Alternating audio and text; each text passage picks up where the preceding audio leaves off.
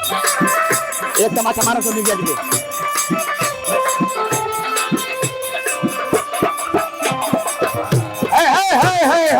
है अरे किटी कवाले है सैया, अरे किटी कवाले है सैया, अरे की मन का सिंगार लाल टिकुली ये रहा बलंगा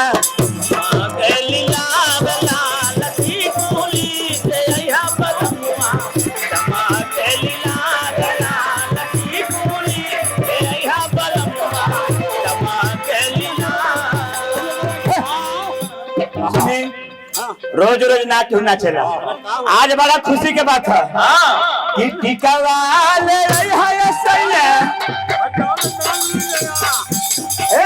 टीका वाले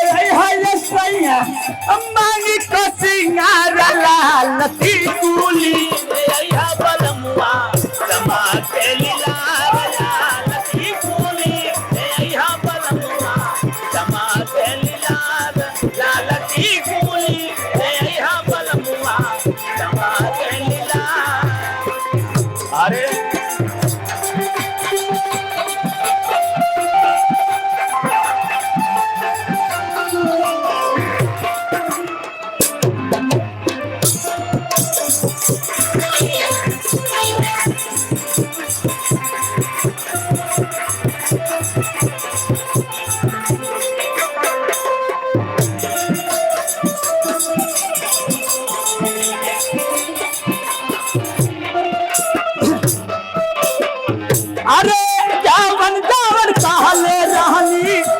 खरीद के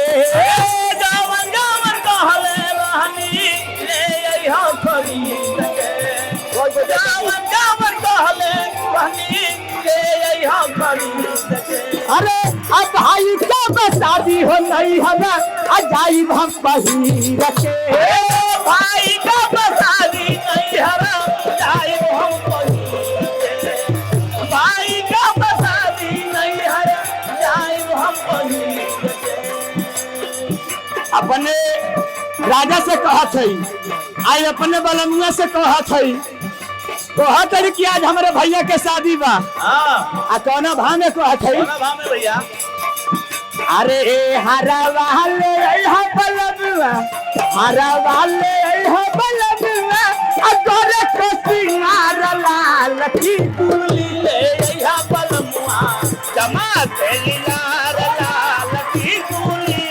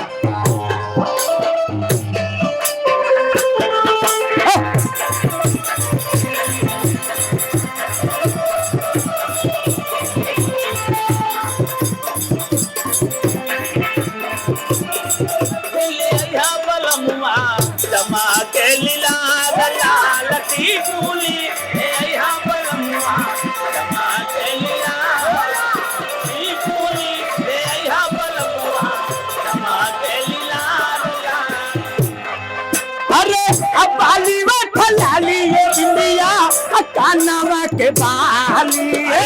बालिया दलाली बिटिया कानवा के बाली बालिया दलाली बिटिया कानवा के बाली अरे अब बालिया दलाली ये बिटिया कानवा के बाली है बालिया दलाली बिटिया कानवा के बाली अरे नथिया ले हो बलम है अरे की नथिया ले हो बलम अरे किनक को सिंगार लाल टिकुली यहा बलमुआ जमा के लीला लाल टिकुली यहा बलमुआ जमा के लीला लाल टिकुली यहा बलमुआ जमा के लीला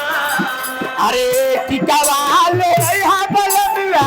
टिकावा ले यहाँ बलमुआ अम्मा जी का सिंगार लाल टिकुली यहा बलमुआ जमा के लीला लाल टिकुली यहा बलमुआ जमा के लीला लाल टिकुली यहा बलमुआ जमा के लीला। अब कहिए